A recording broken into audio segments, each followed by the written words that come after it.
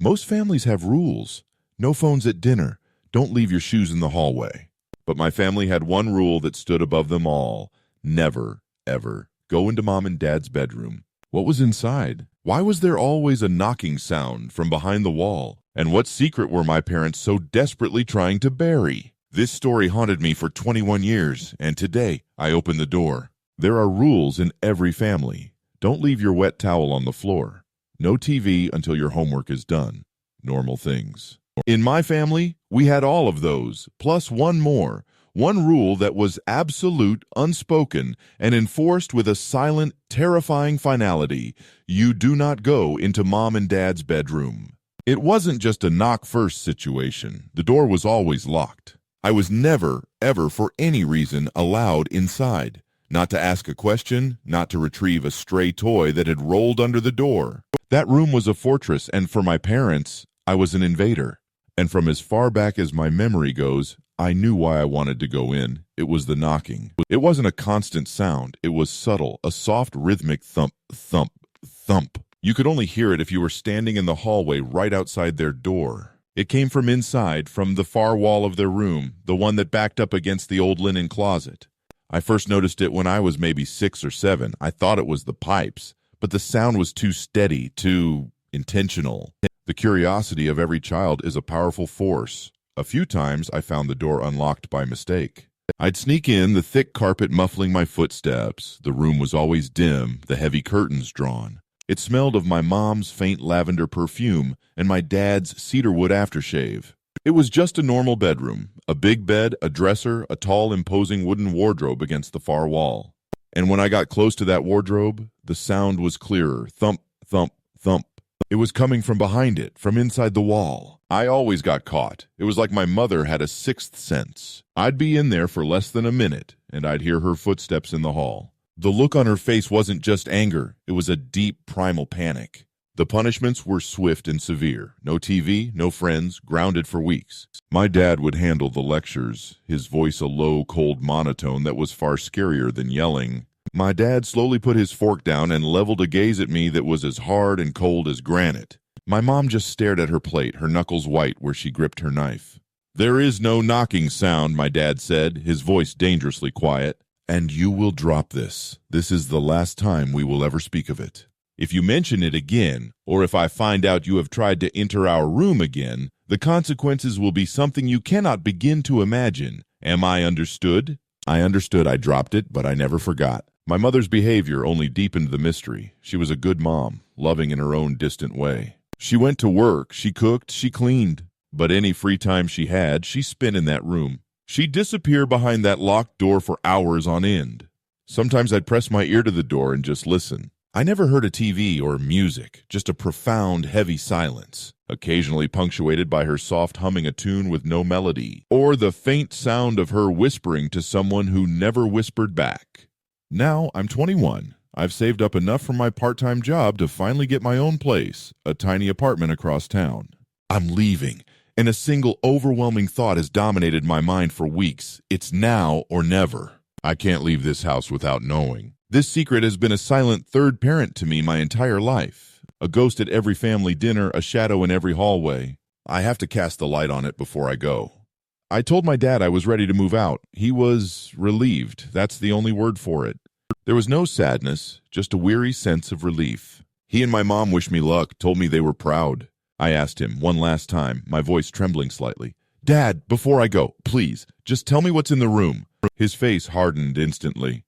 The mask of the proud father fell away, revealing the cold, stern guardian of the secret. "Your new life begins when you walk out that door," he said. "What is in this house is part of your old one. You will leave it behind.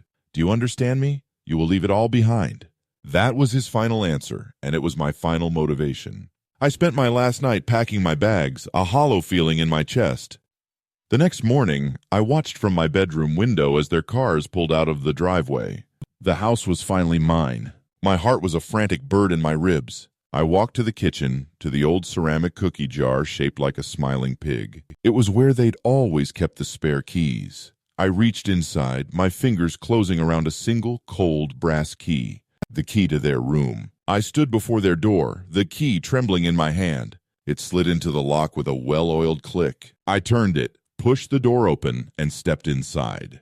The room was exactly as I remembered it. Dim, still, smelling of lavender and cedar. The big dark wardrobe stood like a monolith against the far wall. And as I crept closer, I heard it, clearer than ever before. Thump, thump, thump. It was a slow, weak but steady rhythm, a sound of flesh on wood. I knelt down, pressing my ear against the cold plaster of the wall, right beside the wardrobe. The sound was right there, on the other side.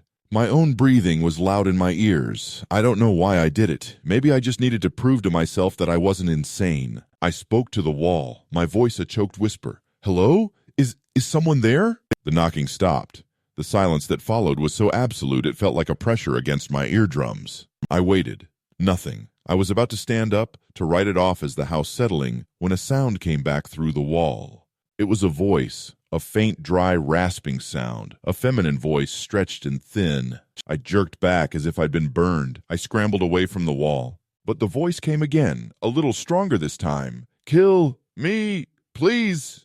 This was real. There was someone in the wall, a prisoner. I looked at the wardrobe. It wasn't just against the wall. It was clearly, deliberately blocking something. I grabbed the sides of the heavy wardrobe and pulled. It was old, solid wood, and it barely budged. I dug my heels in and pulled with every ounce of strength I had.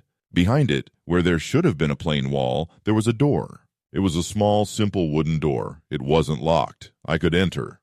My hand trembled as I reached for the knob. I pulled, and the door swung open. The space behind it was small, no bigger than a closet. It was a room, a hidden, secret room. It was filled with the clutter of a life I'd never known. Tiny dresses, a small mobile, photo albums. In the center of the room was a makeshift altar. On it, lying on a small silk pillow, was the baby from the photos, mummified. Its body was small, shrunken, and desiccated, mummified, its skin pale and thin, its mouth frozen in a tiny black O. I felt a sudden overwhelming urge to touch it, to connect with this impossible, tragic thing. I gently laid my fingertips on its cold, dry forehead. And the world exploded. I saw memories that weren't mine, my parents crying, a doctor saying your daughter is gone. I saw them holding the body, drawing a circle on the floor with red chalk.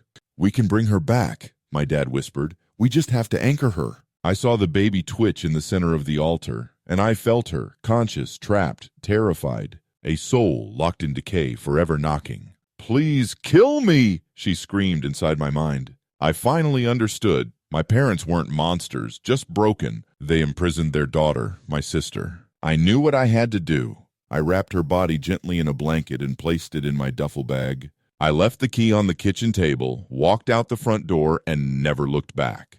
The drive was a blur. Her voice stayed in my head. Pain, gratitude, grief. I found a desolate scrapyard. Among rusted ruins, I built a pyre. I laid her down, whispered my apology, and set her free. I cried for my sister, for my parents, for myself. They'll come home. They'll see the door open. They'll know what I've done. They will hate me, but I freed her, and I don't know how I'm supposed to live with that. If you think that story was disturbing, wait until you hear what happened to the boy who lived next door to a smiling, silent woman who never blinked.